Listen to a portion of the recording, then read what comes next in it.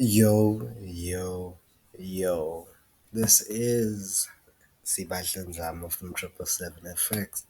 I did swear you guys videos each and every weekend or each and every day. It didn't happen, I'm sorry. But I'm dropping another video. All these videos I'm dropping are just basically for my future self. If you know what I'm saying. When give it like 5 years, I'll be watching back at these videos, seeing the progress I've made, and also for anyone who actually wants to learn. So I'm just gonna break down. Well, my watch list is very small. It's GJ, Nasdaq, Gold, and US 30.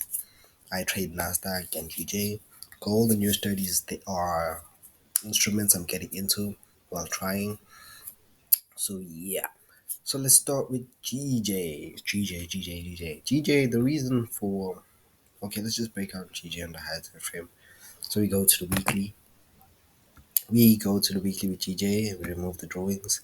Ouch. Remove the drawings, and we see here with GJ. This would be actually a nice setup. I'm seeing something different. So we got it like this. Okay, cool. So GJ, we're looking. Price went up into the new highs, created a new high, and then started like dropping, easing pressure. All the buys were closing, and we're opening sell orders now. So just telling you a story of how price went, and I just got out of a Zoom meeting, very weird Zoom meeting. So yeah, so now with GJ, we're looking for price right now to give us sell orders. You know why we give price? We wait for price to give us sell orders because the daily is actually our higher time frame. We don't trade based off the weekly or the monthly. The daily is the highest time frame we can actually go to. So first, we look at the daily time frame. There was like this long bullish move and then a reversal, bearish move, correction, bearish move, correction. Y'all see what I'm talking about. And then now we're gonna look for sales off of GJY.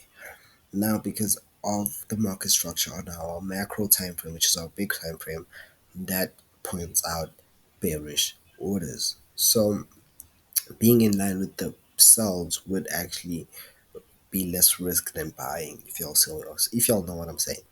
So now we're gonna look to sell off of this order block. Why exactly this order block or the supply and demand zone? Because now it is breaking these previous lows, so it has the spot money traders call it what, change of character, break of structure, something like that. But all I know is it's breaking previous market structure, so that's called the BFI footprint in my language. Sorry about that. In my language.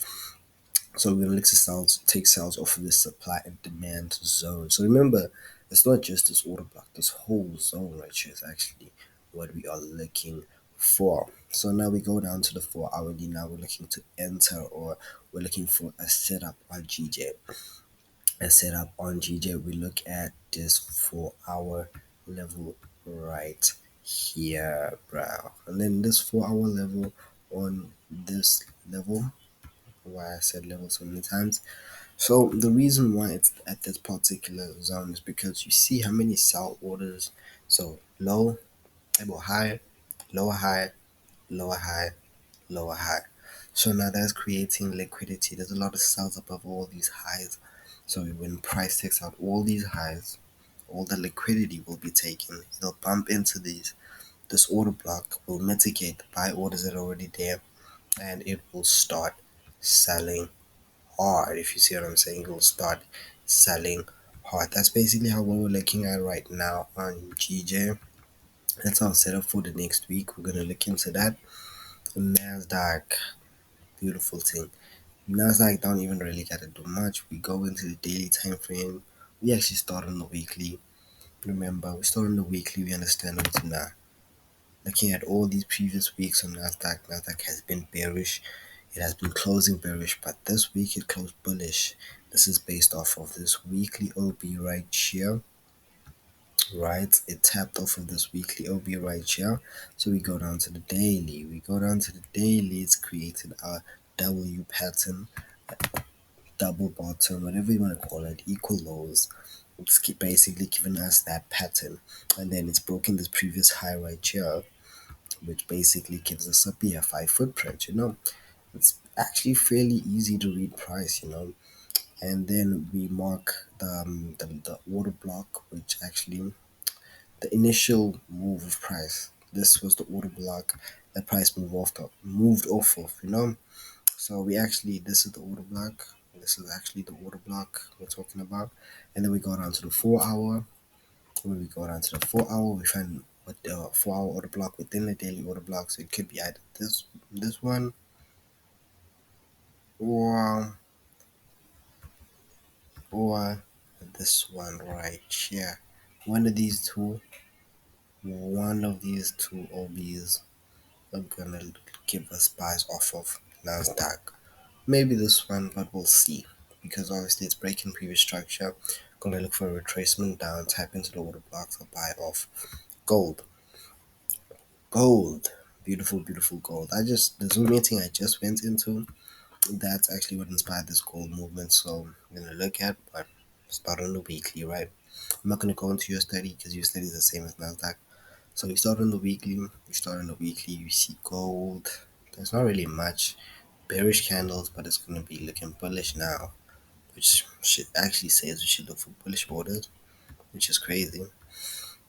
And then, as you guys see, we're gonna look at price on the daily time frame. It's bearish for the moment, so we're gonna look for sell orders. How most preferred sell orders would have been off of this daily OB right over here, right? Most preferred sells would be off of the daily OB right over there. Seems like price hasn't yet been ready to come up there. If it actually will, we don't really get always what we want. So now we're going to work on what we have. So as we can see, price has created a high, a higher high, then a lower high, meaning the chance of it getting here are low because the bearish move has already started down here. So we go down to the 5 hourly, we already see, we say, okay, cool. The bearish move has already started, right? So we're going to look to enter off of these lower time frames. I am not going to lie to you, this order block right here is very, very attractive to me. This one right here is very attractive at the top. But at the Zoom meeting I just got out of, the guy actually saw a trade idea where he was actually looking for price to tap back into this order block right here and give us a bearish move off of it, which is actually a very dope setup right now. Makes sense. I am gonna look into the setup, but that's basically me right now. I will show you guys my FTM more progress. I'm just embarrassed of it because it's bad. I'm in profit, but like I'm not meeting the profit target at all, and it's like almost my 10th day trading. So some bad, bad, bad things. I'll really have to crank up the risk and the lot size for the last like couple 2 3 weeks, 2 weeks actually. Oh, actually 1 week. Oh my god.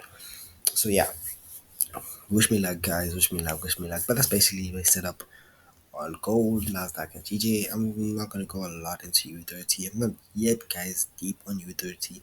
I'm just a learner, a beginner.